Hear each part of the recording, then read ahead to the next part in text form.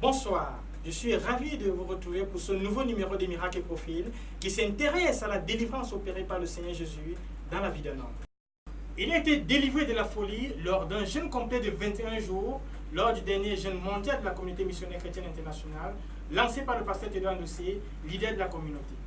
Pour Miracles et Profils, cet homme nous fait partager par son témoignage la puissance et la grandeur du Seigneur Jésus-Christ. Vous allez découvrir que la folie n'est pas aussi puissante pour résister à la grandeur et à la majesté de notre Seigneur Jésus-Christ. Cet homme, c'est Achille Onana. Regardez son témoignage.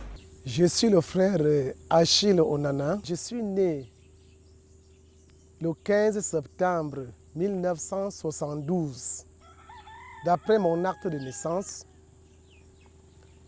Et je suis venu au Seigneur le samedi 2 octobre 1999, après une prédication du frère Zach à Obili, dans une réunion où j'avais été invité particulièrement pour la première fois. J'ai connu une enfance très difficile avant de rencontrer Jésus. J'étais tellement tourmenté par l'ennemi, tourmenté par les démons et malade dans la chair. Et c'était une souffrance atroce.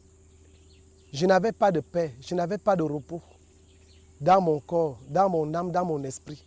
Tout mon être était troublé et tourmenté et constamment malade aussi. Et parfois, beaucoup plus de temps, malade aussi physiquement. Donc je souffrais terriblement dans ma vie, si bien que j'étais découragé de la vie. Je n'avais plus d'espoir. J'étais désespéré. Et le Seigneur m'avait accordé la grâce de rencontrer un homme de Dieu. Il était à la CMCI en ce moment-là. Et il était l'un des dirigeants de la CMCI. Il travaillait dans une structure à Yaoundé, la Compagnie nationale de réassurance. C'est là qu'il travaillait. Et c'est là que je l'ai rencontré pour la première fois. Et c'est lui qui m'a donc amené à Obili, et où j'ai suivi l'évangile du frère Zach, et là où j'ai cru. Découragé donc de la vie, comme je le disais, j'ai rencontré cet homme et nous avons commencé à travailler. C'est pour la première fois de ma vie qu'un homme, un être humain s'intéresse à moi, où j'ai rencontré pour la première fois l'amour, la compassion humaine. Et cela m'a vraiment marqué parce qu'un homme découragé, déçu de la vie comme je l'étais, parce que plusieurs fois, j'avais souhaité mourir. Et il m'arrivait parfois, je peux voir une voiture en route qui passe et je souhaitais, si cette voiture pouvait monter sur moi, m'écraser et finir avec moi. Et dans ce désespoir, dans ce découragement, c'est là où je l'ai rencontré. Et quand j'ai donné ma vie à Jésus, il a commencé à m'encourager et à me réconforter, à me rendre ministère. Après avoir retrouvé le goût de vivre, je me suis plongé dans le Seigneur. J'ai commencé à le chercher, à marcher avec lui et je faisais de plus en plus de pas avec lui. Cependant, le ministère de délivrance et de guérison continuait. Je me rappelle, plusieurs séances de délivrance avaient été organisées pour moi. Et pendant toutes ces séances, le Seigneur était en train de se manifester, mais le ministère ne finissait pas. Et c'était un ministère long. Et quand je voulais me décourager, cet homme n'a cessé de m'encourager, de m'exhorter, de m'encourager davantage. Et je m'appuyais sur le Seigneur. Et cet homme était là à mes côtés pour m'aider et pour m'encourager.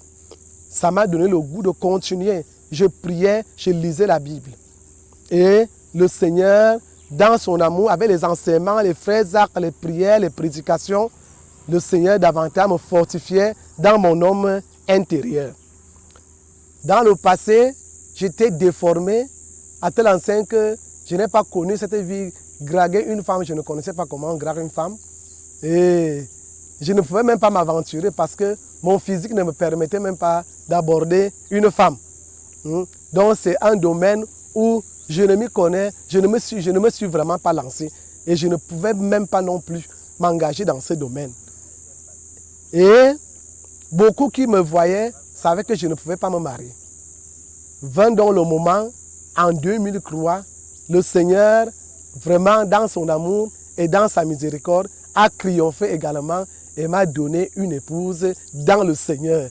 Après cette victoire sur le mariage, l'ennemi s'est mis en colère, si bien que, crois-moi, après le mariage, j'ai attrapé les crises de folie.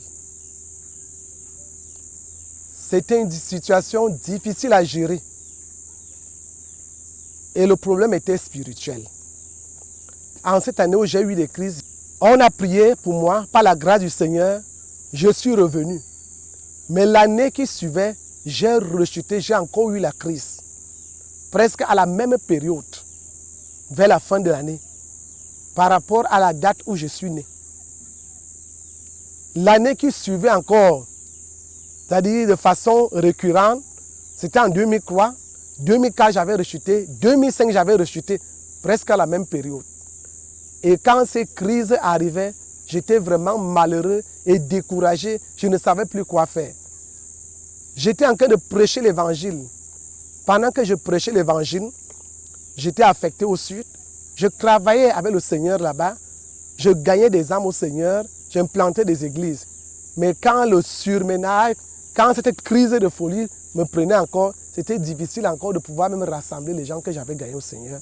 Et c'était une honte et une humiliation pour moi, où le pasteur est devenu fou, le professeur est devenu fou. Je me rappelle une fois, on a dû m'attacher.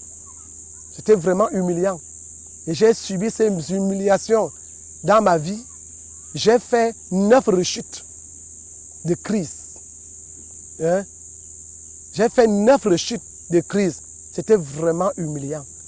C'était encore un point d'ombre, un point noir dans ma vie. Ça a affecté la plupart des domaines de ma vie. Les relations, même ma relation avec ma femme, la belle famille, même avec certaines personnes, c'était difficile à gérer. Mais le Seigneur n'avait cessé de m'encourager. Le Seigneur n'avait cessé de me fortifier. Le Seigneur n'avait cessé d'être à mes côtés pour me soutenir.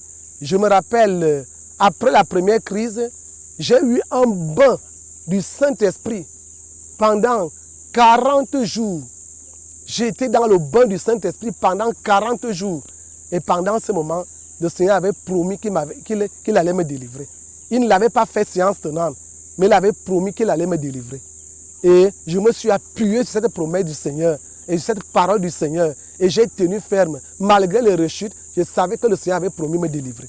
En 2008, pendant le dernier jeûne du ministère que le frère Théodore avait lancé, le Seigneur m'avait mis à cœur de jeûner pendant 21 jours.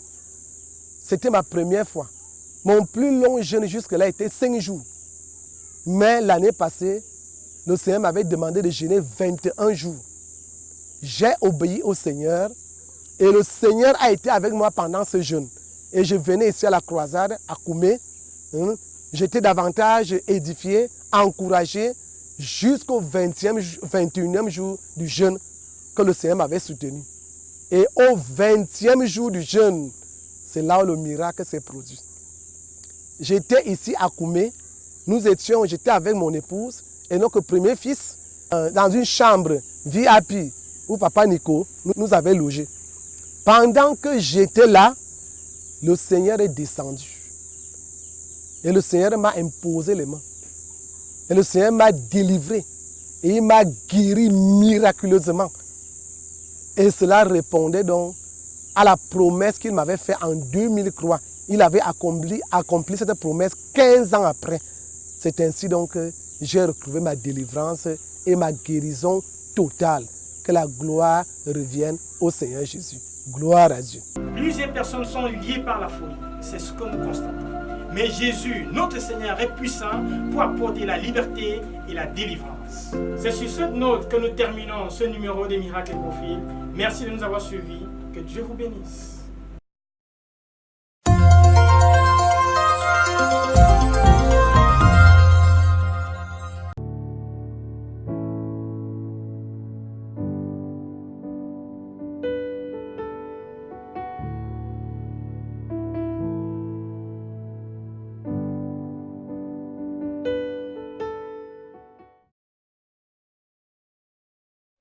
Bonjour mesdames, mesdemoiselles, messieurs et bienvenue à votre nouvelle émission sur le frère Zach, sur sa vie et sur son ministère. Le frère Zach était le dirigeant de l'équipe fondatrice de la communauté missionnaire chrétienne internationale. Un mouvement d'évangélisation, de conquête des âmes, d'implantation d'églises et de la formation des disciples, ayant des missionnaires et des églises dans plus de 105 pays du monde et dans tous les 6 continents. Chers téléspectateurs, dans quelques instants, nous allons suivre un des disciples qu'il a bâti et envoyé. Il nous dira de lui-même, nous suivrons de sa propre bouche, qui est le frère Zach. Restez connectés.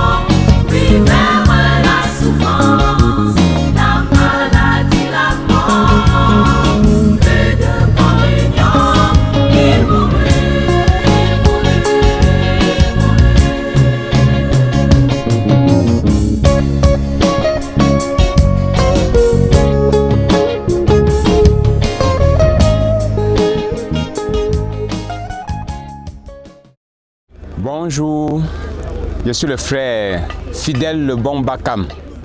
Je suis notre missionnaire au Sénégal, basé à Dakar, depuis 2004. J'ai cru en 1995 à Yaoundé. Et peu de temps après, je suis allé, 3 mois après, je suis retourné à Bafoussam, où se trouvaient mes parents. J'étais allé à Yaoundé seulement pour un travail. Et c'est là que j'ai intégré l'église locale à Bafoussam. Et j'ai commencé à grandir spirituellement et à servir le Seigneur. Plus tard, je devais retourner à Yaoundé, toujours dans le cadre de mon travail, puisque j'étais entrepreneur. Je construisais des maisons. Alors Papa Timothée Ngwa, qui était mon faiseur disciple, m'avait donné une lettre pour que je remette au feu frère Emmanuel Baya, parce qu'il voulait que je sois proche dans l'environnement de Frère Zach pour être bâti. Mais pour ce premier voyage à Yaoundé, je n'ai pas réussi à avoir accès au frère Emmanuel. Et finalement, j'étais resté dans le centre de Colbison. C'était assez éloigné et je n'avais pas vraiment de rapprochement, de proximité avec le frère Zach. Mais plus tard, le Seigneur a permis, par des circonstances, comme si on déménageait. Et nous sommes allés à Etourébé. Et c'est là que nous avons commencé à nous rapprocher du frère Zach. Et ça, c'est par l'aide de maman Céline, qui était alors, à ce moment, qui était là notre faiseur de disciples, mon épouse et moi. Et ça, c'est dans les années 2000. Et dès que nous sommes entrés dans la vie de maman Céline, la principale chose, c'était d'aller dans la nuit de prière. Elle nous entraînait dans la nuit de prière avec le frère Zach. On priait chaque nuit. Ce n'était pas quelque chose de facile. Et je devais rentrer du travail et je devais absolument être aux nuits de prière. De toute façon, c'était quelque chose de... Pour suivre le faiseur de disciples, il fallait que je sois avec elle, là où elle se trouvait. Et ça, c'est en réalité le moule dans lequel nous avons été formés. Parce que c'est en allant aux nuits de prière avec le frère Zach que j'ai beaucoup appris. Ce que être disciple, que j'ai appris dans la formation des disciples, que j'ai connu réellement qui était le frère Zach. Quand il enseignait, j'étais plein d'admiration parce que la sagesse qui débordait de lui était juste extraordinaire. Et je me trouvais très béni d'être dans cet environnement, d'écouter cet homme enseigner chaque nuit.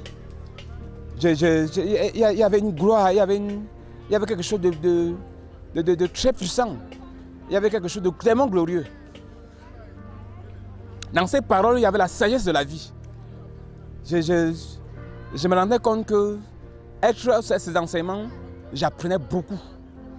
Il enseignait sur le mariage, il enseignait sur la vie pratique, il enseignait. Ce n'était pas seulement les choses spirituelles, mais les choses pratiques.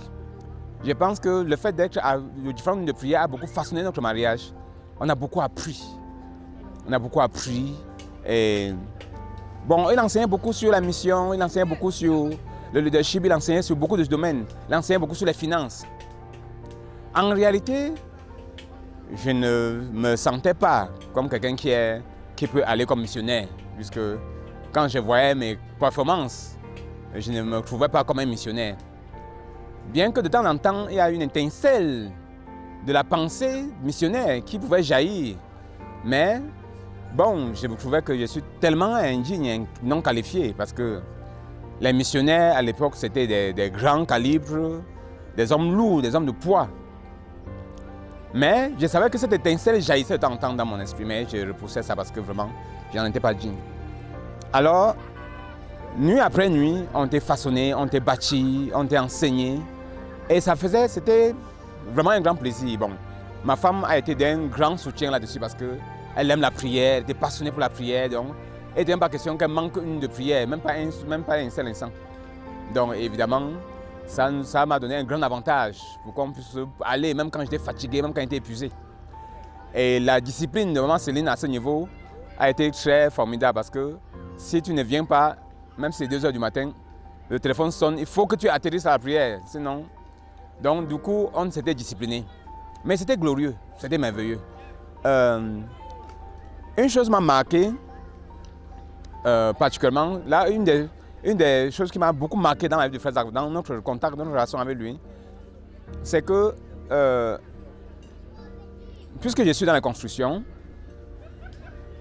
il y a un de ces couvriers clés, le frère Victor Aladoum, qui devait construire sa maison. Et puis j'avais le fardeau de me rassurer qu'il construise à des moindres coûts. Et il m'a demandé de l'aider. Et j'ai pris son projet.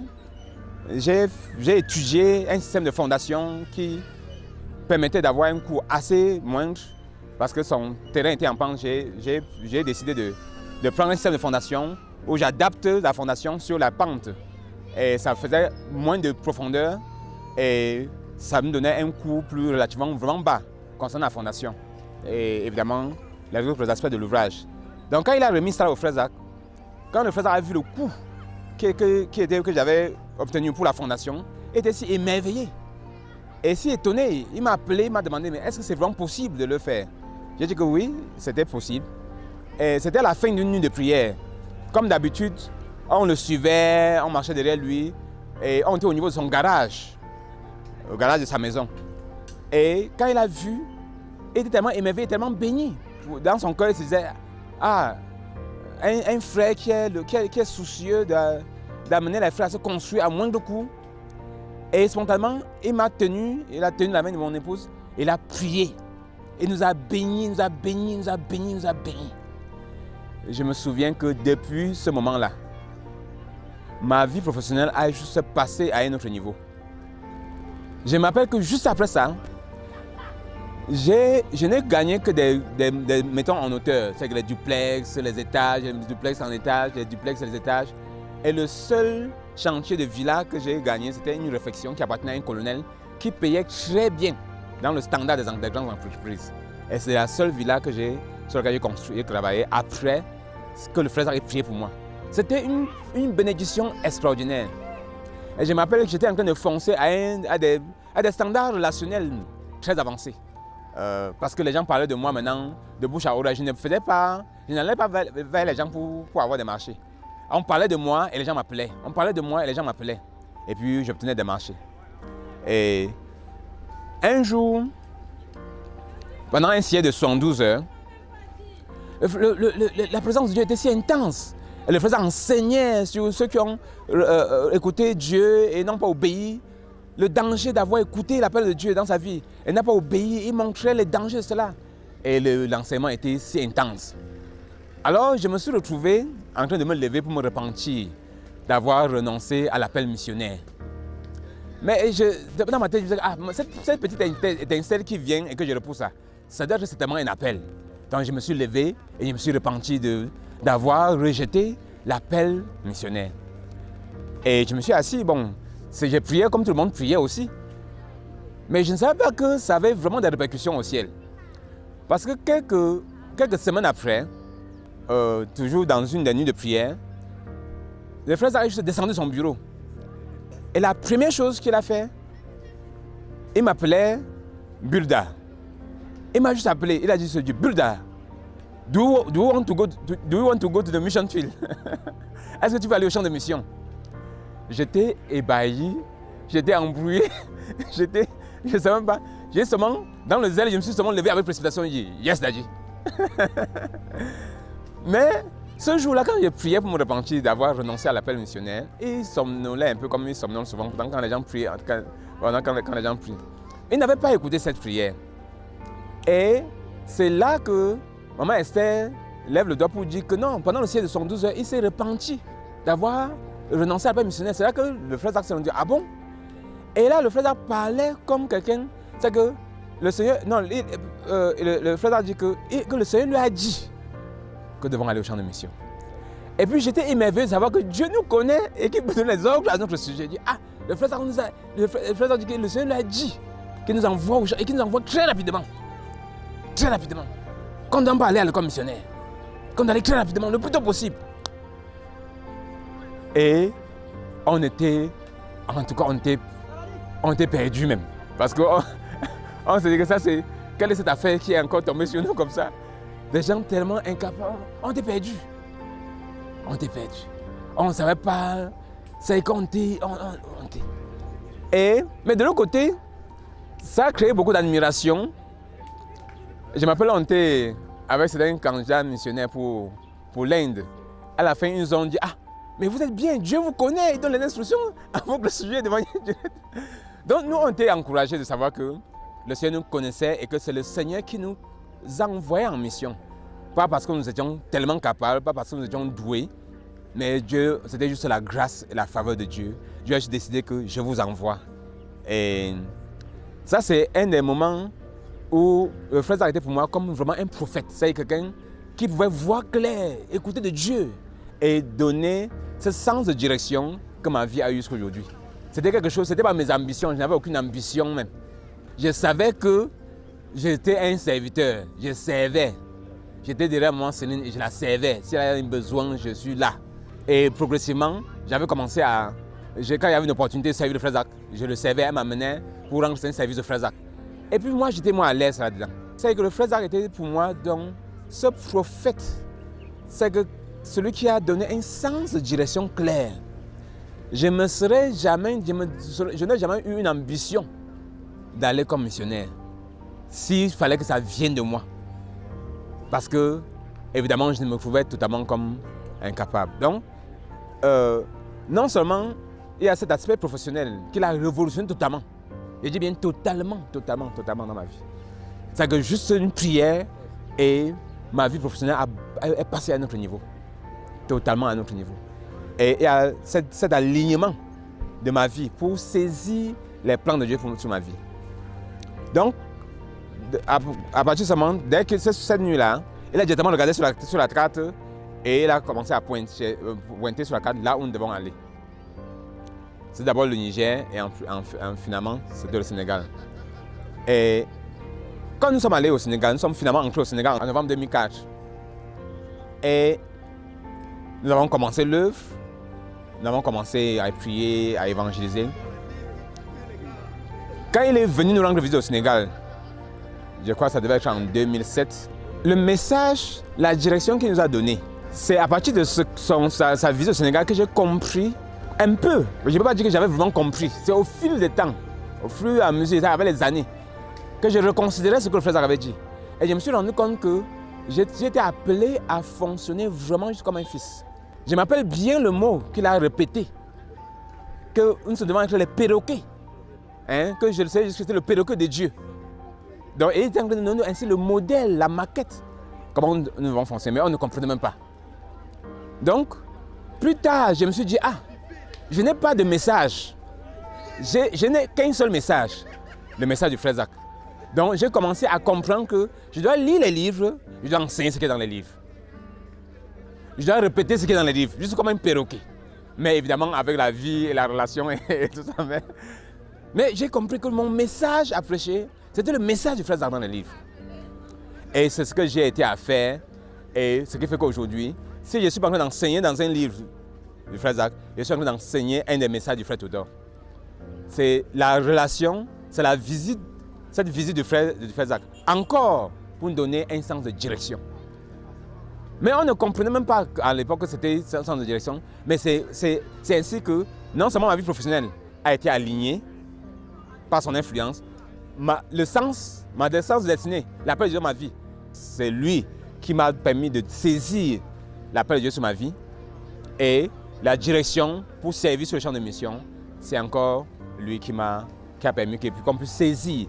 Donc en réalité, je ne suis pas confus sur comment il faut. Je sais que je dois prêcher le message. J'étais envoyé, je dois prêcher le message de celui qui m'a envoyé. Donc voilà les grandes lignes de l'influence du frère Zach sur ma vie. En dehors du fait que le modèle de père qu'il était, le modèle de les autres domaines. Mais je veux dire que l'influence directe que j'ai eue, que le frère Zach a eue sur ma vie, ça c'est dans cette ligne. Vie professionnelle, la direction pour ma vie et la direction dans le service sur le champ de mission. C'est lui qui a influencé ma vie à tous les niveaux. En réalité, a pu tenir sérieusement parce que le frère Zach, avec des multiples nuits de prière, nous enseignait tellement que tu n'as pas d'autres options puisqu'on est là tous les deux. Donc, pendant qu'il enseigne, on s'aligne dans ce qu'il reçoit de lui comme enseignement puisqu'on avait une telle admiration que nous savions que résister, on savait que c'est Dieu qui parlait à travers lui. Donc il n'y avait pas question d'hésiter ou de résister. Enfin même, je n'ai jamais même pensé, même quelqu'un peut penser mal du frère Zach. C'est-à-dire que pour moi c'est un homme parfait dans la perfection totale. C'est-à-dire qu'il n'y a pas une possibilité d'avoir une pensée négative, une pensée contraire à ce qu'il est en train de dire et à ce qu'il est en train de... Je n'ai jamais vu de défaut en lui. Et jusqu'aujourd'hui, je n'ai jamais vu de défaut en lui. Pour moi, c'était un homme parfait, modèle et ce qu'il dit vient de Dieu et c'est point final. Donc voilà les choses qui nous ont saisis qu'ils ont canalisé et que, frère, au-delà de tout, vous savez que ce sont les choses qui lui ont donné un sens de direction à notre vie. Sa vie a été vraiment un sens de direction pour nous et une influence, un moule formateur à tous les niveaux. Gloire à Dieu. J'espère que vous avez rencontré l'homme. J'espère que vous avez reçu quelque chose de sa vie et de son ministère. Restez connectés sur la RTVC. Rendez-vous la semaine prochaine. Que Dieu vous bénisse abondamment.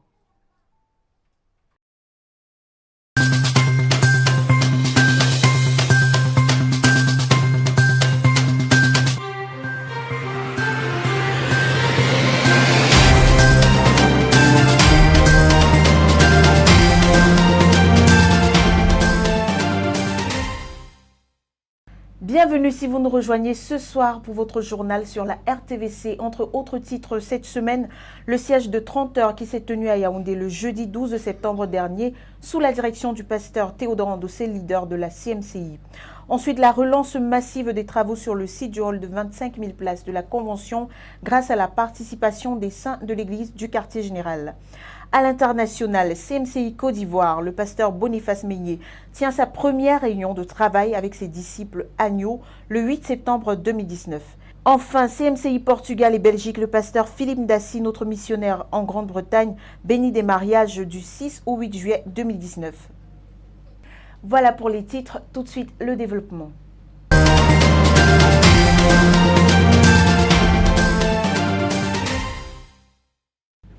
La tenue des sièges se poursuit dans les localités camerounaises sous la direction du pasteur Théodore Andossé. La dernière en date a eu lieu le 12 septembre avec au programme d'abondantes actions de grâce, des comptes rendus et des intercessions pour la nation. Les détails dans ce reportage de Jacques Judenjondo. Jeudi le 12 septembre 2019, c'était au tour de la méga-église de Yaoundé de recevoir le leader de la CMCI, le pasteur Théodore Andossé, dans un siège de prière de 30 heures. Comme dans les 7 premières localités où il est passé, le leader a d'abord commencé par conduire les saints réunis dans une longue et riche session d'action de grâce au Seigneur. Pour soutenir la pertinence de cet exercice spirituel, il s'est appuyé sur Ésaïe chapitre 26, verset 12, pour rappeler que tout ce que nous avons fait ou faisons en général, c'est la main de l'Éternel qui nous aide à le faire. En outre, quand tu es reconnaissant au Seigneur pour quelque chose, a-t-il expliqué, il se rend compte que la chose importe pour toi. C'est pourquoi il t'en donne encore et encore. L'on a rendu grâce pour quelques éléments majeurs de la main de Dieu sur l'église de Yaoundé depuis la glorification de ZTF en 2009. Il y a aussi eu les comptes rendus en vue des actions de grâce par les différents responsables de zones et de centres de conquête de Yaoundé. Nous bénissons le Seigneur. We bless the Lord qui nous a pris. Who took us à une assemblée. From one assembly.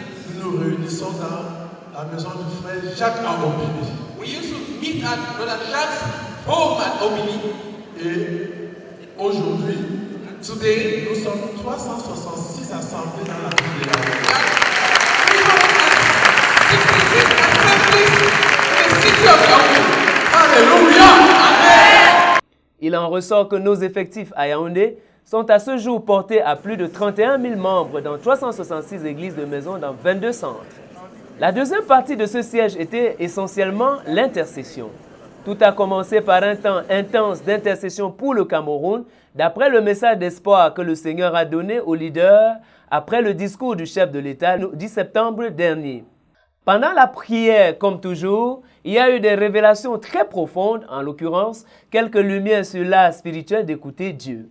Mais malgré les garde-fous que Dieu a donnés pour aider à discerner la voix de Dieu, une chose est sûre, c'est que quiconque apprend à entendre la voix de Dieu va souvent se tromper. Mais cela ne doit pas le décourager. Si Dieu te parle à travers tes rencontres dynamiques et tu doutes de ça, tu as bloqué ces moyens-là. Tu es peut-être ouvert à d'autres moyens, mais tu as limité les canaux par lesquels tu vas passer pour t'atteindre. Et si tu doutes encore des prophètes, ça ferme d'autres là. Lift up your hand and beg God to forgive you. Lève ta main et supplie le Seigneur de te pardonner. For doubting when he speaks to you through your spirit. de douter lorsqu'il te parle au travers de ton esprit. For doubt when he speaks to you through his word. De douter lorsqu'il te parle. Après toutes ces généralités, le méga fardeau du réveil de l'Église première-née de l'œuvre de ZTF est enfin déposé sur la table des méga décisions du siège de la méga Église. Le leader prend d'abord la peine de dresser une liste ouverte des domaines dans lesquels Yaoundé était jadis à la tête de toutes les autres églises de notre ministère. Le panorama des échecs de la majorité des premiers-nés de la Bible présentés dans cette phase du siège semble d'emblée tristement cimenter l'irréversibilité de la déchéance de l'église de Yaoundé. Heureusement, le grand espoir est présenté par le décortiquage de la parole prophétique selon laquelle le réveil de notre ministère partira d'Etouguébé jusqu'aux extrémités de la terre. Et qu'est-ce que le réveil sinon le retour aux premières œuvres abandonnées? Yaoundé, leader du réveil dans notre ministère, va le démontrer à tous en retournant à la prééminence tous azimuts. Les assiégeants se sont saisis de la révélation et ont lutté acharnement par la prière violente pour ramener l'église de Yaoundé point par point à son premier amour. En dehors de quelques besoins de la Convention mondiale élevés par la suite, c'est sur cette note d'espoir que la caravane du leader va quitter la méga-église ce 13 septembre à 23h moins 18 minutes, laissant le pasteur Joe Bisson arrondir les bouts du siège. À Yaoundé pour la RTVC, je suis Jacques Jut Jouandou. Ils sont nombreux à s'être succédés sur le site du hall de 25 000 places pour prêter main forte. En vue d'accélérer les travaux, les saints de l'église du quartier général et les couvriers se sont joints aux travailleurs déjà présents pour fournir de meilleurs résultats. Suivons Yassine Bukolo. Les travaux au hall de 25 000 places ont connu un redémarrage énergétique.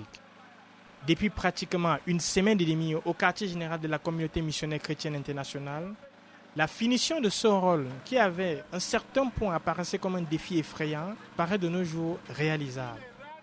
Ceci est la conséquence de l'implication croissante des saints de l'église du quartier général dans le processus de construction. C'est avec une grande joie qu'ils viennent se tenir à la brèche pour porter le poids de ce projet gigantesque comme une armée. Oui, réellement, c'est une impressionnante armée qui travaille avec une grande vitesse. Une équipe prépare le béton qui est transporté dans les seaux et l'autre équipe les déverse pour les poutres, les piliers et les dalles. C'est une journée qui commence généralement à 8 heures. L'armée est composée d'hommes et de femmes, jeunes et vieux. Mais l'énergie que dégagent les jeunes est assez contagieuse. Je suis très béni. Non seulement d'abord à cause de l'esprit, parce que nous sommes en train de presser malgré la fatigue. Et l'une des choses qui nous fait avancer, c'est le fait que nous savons que notre contribution étant forte, les choses vont plus rapidement et déjà nous pouvons voir les résultats au fur et à mesure que ça avance. Pas à peu près, le béton est versé et la dalle commence à prendre forme. Les seaux montent et redescendent vides et elles sont encore renvoyées et remplies. Quand la bétonnière prend du retard, l'équipe chargée de remplir les seaux attend patiemment. Après que la bétonnière ait mélangé les différents matériaux, l'équipe responsable de la charge des seaux recommence à charger les seaux et immédiatement la chaîne reprend vie. Vers 17h, la dalle est presque finie sous les cris et encouragements des leaders vocaux. Pendant que la dalle est coulée, une équipe de charpentiers est aussi à l'heure pour poser les fermes sur les dalles qui ont été coulées la semaine dernière. Ainsi, cela fait avancer tout le projet de construction.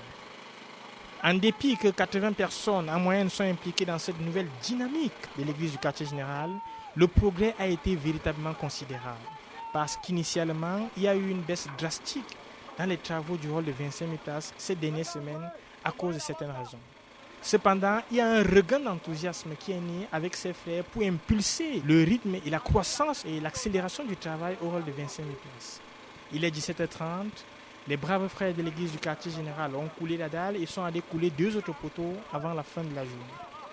Il est évident à partir de cette nouvelle saison que quand le peuple de Dieu s'unit pour faire avancer les projets de Dieu, cela produit des résultats extraordinaires. C'est une petite armée de volontaires bien disposés qui ont accompli ces grandes avancées. Combien d'autres avancées seraient réalisées dans ce site et dans cette construction si toute l'Église, si toutes les églises, si toute la communauté se joignait dans ce projet? Je voudrais spécialement remercier le Seigneur pour les frères qui ont adhéré à ce projet. Et je remercie Dieu pour la réprimande que le frère Doudou nous a faite. En fait, ce n'était pas une réprimande, c'était un enseignement qui a porté beaucoup de fruits. Depuis le 4 que nous avons commencé à travailler ici, nous avons tourné plus de presque 300 sacs de ciment et coulé une grande quantité de béton.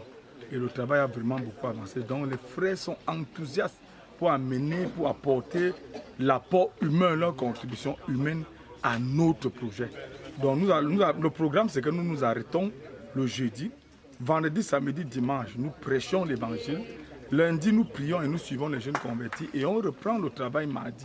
Donc nous espérons que mardi, on aura au minimum 100 personnes ici pour couler les grandes dalles que nous avons à couler et le reste des poteaux. Louez l'Éternel car il est bon, car sa miséricorde durera toujours. Pour la RTVC, je suis Yacine Bekolo. Toujours dans le cadre des constructions, divers chantiers simultanément en cours au quartier général en vue de préparer la Convention mondiale 2019. Le compte rendu des chefs chantiers dans ce reportage. 2 conteneurs de plus de 100 000 livres sont attendus prochainement au quartier général pour la Convention. C'est ce qui justifie qu'on coule depuis la fin du mois dernier cette dalle de 20 x 100 mètres qui en est déjà à 25 mètres de réalisation. We are here to execute a project under the auspices of Brother Nazi and Brother Jean Vincent, Brother Tubebe, in the presence of Brother Daniel, to make sure that this place is concreted so that books that are coming in the containers will put here and used during the convention. Brother Demola is here all the way from Nigeria. He's also in charge of CPH in Nigeria, and he's one of the main people working to make this project a success. L'équipe espère achever la tâche d'ici fin septembre. Sur le site du hall de 25 000 places, les travaux se sont accélérés ces dernières semaines, notamment grâce à la contribution des frères de l'église du quartier général et des couvriers. Le frère Joël Taka, en charge du projet, nous parle de l'avancée des travaux. Par la grâce de Dieu, ce mois-ci-là, on a évolué beaucoup plus que par le passé. Comme vous pouvez voir, nous avons déjà au moins 3 charpentes qui ont été montées en 3 semaines. On peut mettre ça à 1 semaine par charpente. Et ces jours-ci, ce mois-ci, nous souhaitons avancer un peu plus vite. D'ici la semaine prochaine, nous cherchons à mettre notre rendement à 2 charpentes par semaine. Les tôles sont déjà en chemin, ils vont arriver à partir de ce soir, les premiers camions vont arriver. Et pour les chéneaux, Dieu merci, chaque semaine, nous pouvons finir 4 à 5 chéneaux. Cette semaine, on n'a pas pu atteindre cet objectif-là, mais la semaine prochaine, tout est mis sur pied pour que au moins 4 chéneaux soient réalisés. Par la grâce de Dieu, nous nous battons pour rendre réel le site de la Convention. Nous savons que d'ici novembre, un bon espace sera déjà bien aménagé et couvert par la grâce de Dieu et la Convention va se tenir là-dedans. Et nous sommes très bénis ces derniers temps parce que les frères se sont réveillés, ce qu'on attendait depuis et enfin, nous pensons que mieux vaut tard que jamais et nous pensons que ce n'est même pas tard. Les frères nous donnent vraiment leur coup de main chaque semaine, au moins 3 à 4 fois par semaine nous avons la visite des frères. Et ça nous permet de réduire déjà la main d'œuvre qui nous coûtait excessivement. Et les chéneaux, comme vous avez constaté cette journée, il y a un de nos grands chéneaux d'une portée de 30 mètres sur 4 mètres qui est en train d'être coulé. Ça, c'est un énorme succès pour nous. Certainement, le Seigneur amènera à l'achèvement ce qu'il a commencé ici. Tout près, le centre d'exhibition émerge sous le regard vigilant du frère Mouted Mathias, qui, comme l'on se souvient, avait déjà livré avec son équipe venue du nord-ouest Cameroun une série de studios artistement travaillés. We started work about 2 months ago with the foundation, as you can see, and we just finished and we started the walls. So we are struggling to be able to see that we catch up with time since the convention is all pressing on us. That's why you can see everybody busy and trying to do our best to make sure that we meet up with time. C'est donc depuis 2 mois qu'il a amorcé ce nouveau chef-d'œuvre qui en est déjà à la phase des élévations. Plus bas, les dortoirs au stade de finition sont électrifiés par le frère Thierry Perem, jeune électricien résident au quartier général. Et là, nous sommes en train de câbler le dortoir. Et nous avons terminé de passer les filaires et nous sommes en train de poser les appareillages dans la chambre, dans une des chambres. Nous allons terminer ça tout à l'heure et puis le reste va suivre. L'avancée de la plomberie et des sanitaires n'est pas en reste, comme nous l'a confié Bernard. Dans le bâtiment, si particulièrement, nous avons fini les travaux. Nous sommes presque à la fin des travaux. Et il nous reste juste placer les miroirs et les portes-serviettes, comme vous pouvez constater. Portes-serviettes, porte-papier hygiénique et porte-savon. Enfin, actuellement en cours de construction, un bâtiment de 15 x 42 mètres qui abrite 16 chambres, 33 toilettes et un studio. We came here on the 23rd of May from Douala to advance the work, to do the work. We are working here is for more than 3 months now. What we are doing is really advancing. We are building here. It's a long hall, about 15 times 42. That's 16 rooms, 33 toilets, and then a studio. That's for the patron, for a bureau and an office. So we've been here. The work is, we are almost at the end. When we came here, when we went to greet brother Theodore, he said, now, when you come and make your foundation, you should continue, raise the building, and then we came for 1 month. Now we are on the 4th month. So now, in obedience to that, we have continued from May. Now we are almost at the end, because now they are doing plastering. There are about 4 rooms that they have already put the ceiling. And then if you look, you will see the guys are already making the decoration. So we hope from now 2 to 3 weeks we'll go through. So that is where we are now. And the guys are working very hard.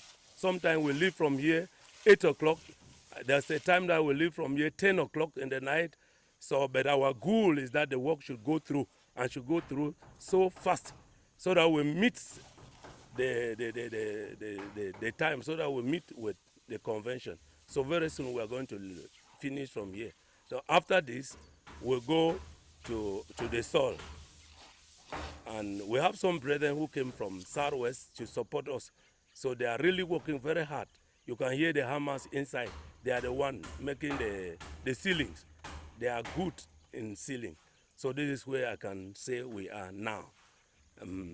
So the thing is really going on. And we are happy. We are glad for the privilege that the Lord has given us to save him by coming to the headquarters to build. Le tout en est au stade de finition puisque les décorations sont en train d'être faites et que l'équipe venue du sud-ouest pour y prêter main forte s'attaque au plafonnage. Puisse le Seigneur encourager ses ouvriers qui travaillent inlassablement pour voir se matérialiser tous nos projets de construction pour la Convention mondiale. De Koumé pour la RTVC, je suis Cynthia Siaka. C'est une bonne nouvelle pour le complexe bilingue privé laïque ZIF et pour la communauté tout entière. L'arrivée ce 12 septembre du tout nouvel autobus de 35 places. Un événement salué par la joie et la gratitude des saints pour ce don gracieux du Seigneur. Le reportage de Daniel Bikoum. Les saints de la communauté missionnaire chrétienne internationale ont célébré le jeudi 12 septembre dernier dans leur base à Koumé l'arrivée d'un nouvel autobus de marque Toyota Quaster de 35 places à l'origine. Cet autre don de Dieu s'inscrit dans le registre des multiples grâces et bénédictions de Dieu à la communauté comme signe de son engagement à l'œuvre tout entière. Car peut-on lire dans le livre de Jacques chapitre 1 verset 17 « Toute grâce excellente et tout don parfait descend d'en haut, du Père des Lumières chez lequel il n'y a ni changement, ni ombre de variation. » Dieu n'a donc pas changé dans sa manière d'agir et dans son engagement envers l'œuvre qui est sienne et vient de lui. Ce grand don vient comme une réponse de Dieu aux grands effectifs qui affluent en cette année au complexe bilingue privé laïque ZIF, comme pour dire qu'il y a certaines bénédictions de Dieu que nous ne pouvons avoir à moins que nous ayons les effectifs qu'il faut pour gérer ces bénédictions. On pouvait donc lire sur les visages et dans le sourire de plusieurs l'immense joie la gratitude, mais aussi l'étonnement face à ce que Dieu est capable de faire. Dans cette même mouvance, on pouvait voir le leader, le frère Théodore Andossé, et plusieurs personnalités de l'œuvre qui, malgré leur grande occupation, ne se sont pas refusé le grand plaisir de faire un petit tour dans ce nouveau bus afin de vivre ces choses et les toucher de l'intérieur. Jésus est merveilleux, Jésus est merveilleux. Un tour du côté de l'école où l'arrivée inattendue de leur nouveau bus a instantanément suspendu les cours, improvisant une récréation où enseignants et élèves, unis au badaud passant par là, célébraient la grande provision de Dieu. Au début, ce n'était pas facile. C'était en 2012, quand l'école a commencé. Et le frère Théodore m'a interpellé dans la salle que je devais conduire le bus de l'école. Et c'était en ce temps-là une Mercedes MB 207. Bon, ce n'était pas facile. Ça tombait en panne. Des fois, ça pouvait travailler en une semaine, ça passe la plupart du temps au garage. Et c'est comme ça que ça tombait en panne partout. Donc ça, c'était le premier bus. Il y a eu un deuxième bus, toujours une Mercedes. Cette fois-ci, c'était MB100. Chacun de ces bus avait son problème, sa particularité. Et il y a eu un troisième bus, c'était la IAS. La particularité du premier bus, qui était l'ancien bus de l'école de la connaissance, c'était que ça chauffait. Donc ça tombait en panne partout. Un jour, on attendait, le ministre de la Défense devait venir. Et je passais là avec ma voiture. Pour ceux qui connaissent Bertois, au carrefour face à face là, ça m'a lâché là. Et tout le décor était déjà planté. Et les policiers se sont mis à me gronder là. Et je crois que leur patron, un commissaire, est venu leur dire que mais au lieu de le gronder, poussez-le pour qu'il descende, pour libérer la route. Maintenant, après, on a acheté la MB100. Cette MB100 avait un problème, c'est que ça a fait l'accident et on a soudé. Et les fers qu'on a soudés sur ça n'étaient pas appropriés. C'est comme ça que ça avait une panne, ça avait régulièrement la panne des bras. Donc après, cet autre IAS qui avait la particularité de chauffer, on a donc acheté un bus rouge. Et le bus là n'a pas dérangé. Donc je pouvais déjà être propre. Et on faisait les commentaires que non, il faut un deuxième bus, il faut un deuxième bus, il faut un deuxième bus. Donc j'ai fait le premier tour aujourd'hui, transporter les enfants. Le Seigneur a fait au-delà de notre entendement parce qu'on ne s'attendait pas. Moi particulièrement, je ne m'attendais pas à ce coaster. En suivant plus attentivement les grandes lignes de l'historique donné par le frère Apollinaire au sujet des différents buts suscités par Dieu depuis le décollage de l'école ZTF et de la qualité croissante de ces derniers, on peut donc lire la croissance qu'a connue le complexe ZTF depuis lors, mais bien plus encore, on peut lire la croissance qu'a connue l'œuvre au plan global. Comme quoi, les bénédictions de Dieu sont prophétiques et véhiculent un message de la part du Seigneur. Ainsi donc, la balle est dans notre camp pour nous saisir de ce que l'Esprit dit aux églises. Nous te remettons, Seigneur, ce que tu nous as donné. Nous prions, Seigneur, au nom de Jésus-Christ. Oh, Seigneur, notre Dieu, que tu interviens, que tu accordes, que ce but soit bien utilisé, Seigneur, pour le but pour lequel tu nous l'as donné. Oh, Seigneur, pour faire avancer ton œuvre, pour faire avancer ce ministère que tu nous as donné, sur lequel tu as ton œil chaque jour, chaque nuit. Que celui qui a des oreilles pour entendre, entende. À Dieu soit toute la gloire pour les hommes qu'il a suscités et au travers desquels il a suscité ses grands dons. De Koumé pour la RTVC, Dan Josué Mouloula Bekoum.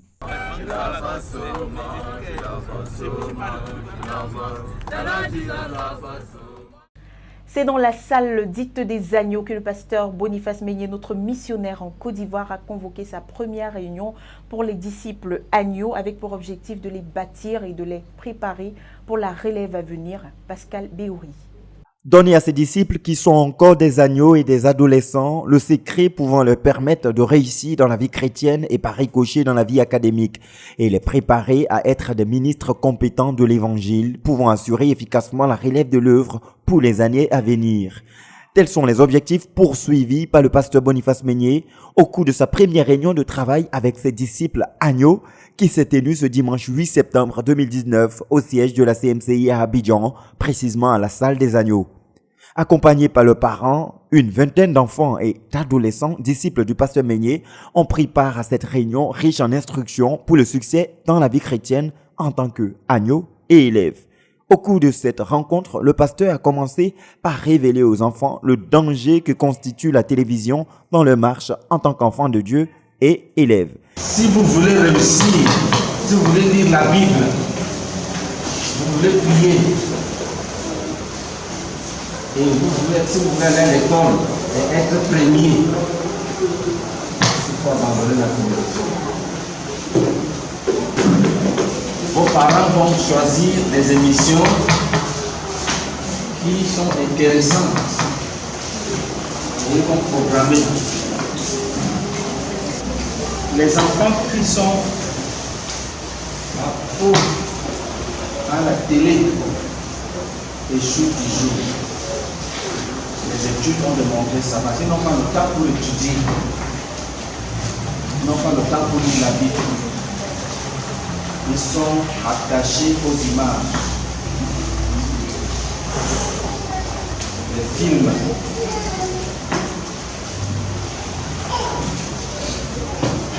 Est-ce que c'est possible? C'est par ces paroles que le leader de la CMCI en Côte d'Ivoire a interpellé ses petits-enfants à traiter sérieusement la question de l'attachement addictif à la télévision.